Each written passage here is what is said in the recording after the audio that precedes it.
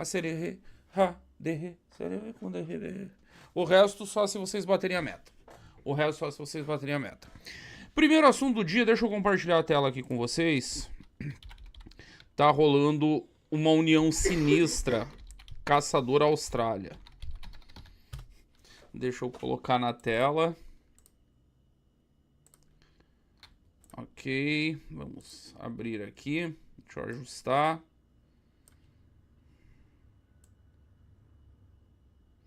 União anti-PT. Kim Paim diz que votaria em Renan Santos em eventual segundo turno contra o PT. Eduardo Bisotto, alinhado ao MBL, responde dizendo que também votaria em Flávio Bolsonaro em um eventual segundo turno contra o PT.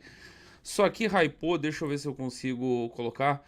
Só nesse Brasil Alternativo tá com 52 mil visualizações a informação. Deixa eu falar um negócio pra vocês. O Kim Paim, na eleição de 2024, quando o Kim ainda era pré-candidato, deixa eu só verificar o microfone aqui, agora eu acho que deve estar melhor. O Kim Paim, nas eleições de 2024, quando o Kim Kataguiri ainda era pré-candidato pela União Brasil em São Paulo, foi perguntado num dos podcasts dos quais ele participou se num eventual segundo turno entre Kim Kataguiri e Guilherme Boulos, o que ele faria, se ele pregaria voto nulo, se ele diria para não ir votar, o que ele, Kim Paim, faria. E já naquela oportunidade, o Kim Paim declarou que num segundo turno entre Kim Kataguiri e Guilherme Boulos ele faria campanha para Kim Kataguiri. Não é a primeira vez que o Kim Paim expressa esse tipo de percepção da realidade e ele tem deixado muito claro que o inimigo primordial é o PT. Eu também não é a primeira vez que deixo claro que o inimigo primordial é o PT. Eu tenho uma bastante grande divergência com relação ao posicionamento do Kim Paim. O posicionamento do Kim Paim é bem mais coerente que o meu, tá? Ele é muito mais coerente que o meu. Eu olho a política de um jeito talvez mais pragmático e menos principiológico do que o Kim Paim olha. Em 2022, quem acompanha o canal há mais tempo sabe, eu nunca escondi de ninguém e nem vou ficar reinventando a minha história e contando lorota e tirando seguidor pro otário. Em 2022, eu cravei 13 na urna. Eu votei Lula. Ah, Bisotto, tá arrependido? Não estou. Não estou nem um pouco arrependido. Por que eu cravei 13 na urna em 2022? Eu tô na política faz 22 anos. Eu já repeti algumas vezes, política é guerra continuada por outros meios, não é um lugar bonito, não é um lugar saudável. Qual era o cenário de 2022? O cenário era dos meus amigos sendo perseguidos pelo governo Bolsonaro, era do Kim Kataguiri tendo a vida devassada e com um espião andando atrás dele quando ele ia comer um lanche no McDonald's, era o Renan Santos dormindo dentro de carro em posto de combustível porque tinha ameaça de mandado de prisão, tinha ameaça de invadirem a casa dele, tinha grampo no celular dele, no celular do irmão dele, da mãe e do pai dele que nada tem a ver com as atividades dele. Transformaram a vida dos meus amigos no inferno, tocaram um horror, a BIM paralela, operação da Polícia Civil de São Paulo motivada por deputado sujo bolsonarista da Assembleia Legislativa de São Paulo. Então meu voto em 2022 foi pragmático. Eu preciso me livrar dessa galera. Depois eu vejo o que eu faço com o PT. E qual era a minha linha de raciocínio em 2022? O PT eu conheço, a gente já lidou com eles. Nós fizemos o impeachment da Dilma, que todo mundo disse que era impossível. Então aguentar 4 anos, nós aguentamos e depois nós se livramos deles de novo. Fizemos uma vez, fazemos duas. Não, eu não anulei, eu não me abstive, eu votei e votei 13. O Kim Paim tem um ponto de vista bem mais principiológico. Para ele, o PT é inimigo de morte. Voltemos ao meu princípio. Passaram-se 4 anos. O cenário é radicalmente distinto. Nós temos uma aliança entre petismo e judiciário, e não é nem judiciário, é até injustiça da minha parte dizer que é uma aliança petismo e judiciário, porque não é judiciário. É o STF.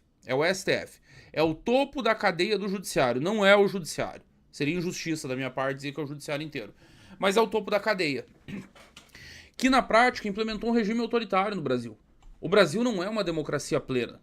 E não sou eu quem digo isso, é o judiciário da Espanha. E se vocês estudarem um pouquinho, vocês vão saber que o judiciário espanhol é o mais esquerdista, talvez, de todo mundo democrático. Não há judiciário mais esquerdista do que o espanhol. Prenderam Augusto Pinochet lá na Espanha quando o velho tava com 86, 87 anos, um negócio assim. Velho já meio gagá, senil, sem saber o que tava fazendo. E apareceu um juiz esquerdista lá dizendo que ia prender ele por violar direitos humanos. O Pinochet acabou conseguindo ser solto, voltou para o Chile, enfim, onde faleceu. Mas prenderam o Pinochet, que por sinal tinha imunidade diplomática, ele era senador.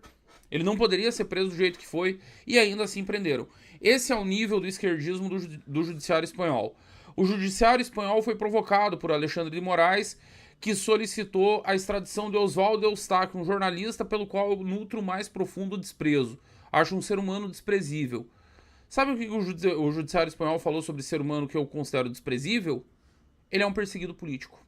O judiciário mais esquerdista do mundo democrático, civilizado, do Ocidente, disse, não vamos extraditar não, isso é perseguição política. Carla Zambelli, acabou de acontecer, vocês viram o que aconteceu com Carla Zambelli.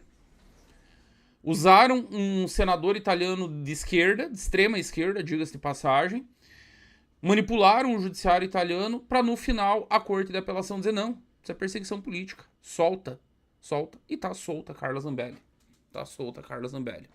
São várias decisões ao redor do mundo, também já teve decisão contra nos Estados Unidos que estão processando Alexandre de Moraes por tentar implementar a censura, inclusive contra empresas americanas, inclusive com decisões que avançam sobre a soberania americana, em solo americano. E é por isso que Alexandre de Moraes está sendo processado nos Estados Unidos pela Rumble. É um regime de exceção, é um regime autoritário, é um regime que, vamos lá, dura desde 2019, quando começou aquela pataquada do inquérito das fake news. Inquérito feito para proteger o amigo do meu pai, um propineiro contumaz que apareceu na lista de propina da Odebrecht. Foi esse vagabundo que apareceu na lista de propina da Odebrecht, que depois apareceu no Resort Tayaya, que depois apareceu em todos os escândalos de corrupção recentes, que começou a implementar um regime autoritário no Brasil. E agora esse regime autoritário tem executivo e judiciário sob sua posse. E aí nós temos um legislativo que tem lá o Hugo Mota, pelo amor de Deus, o Hugo Mota não tem currículo, tem ficha corrida. O Hugo Mota não tem o rabo preso, o rabo do Hugo Mota dá a volta no planeta Terra. Quando o moleque pensa em respirar, chamam ele para uma janta com o Gilmar, com o Alexandre, com o Dino, e ele só falta sair rastejando. Davi Alcolumbre, misericórdia. É um milagre o que aconteceu com o Jorge Messias. Um milagre que só foi possível porque o próprio consórcio estava rachado. Porque o Messias não contava com o apoio de Alexandre de Moraes, não contava com o apoio de Jacques Wagner, não contava com o apoio de figuras-chave do regime. Mas é um regime autoritário. E diante de um regime autoritário, não há outra atitude decente no segundo turno, não há, que não seja de lutar contra esse regime. O meu voto foi pragmático em 2022. Eu não imagino o cenário em que Renan Santos não estará no segundo turno e eu já... Gostou do vídeo? Deixe o like e se inscreva no canal para mais conteúdos como esse.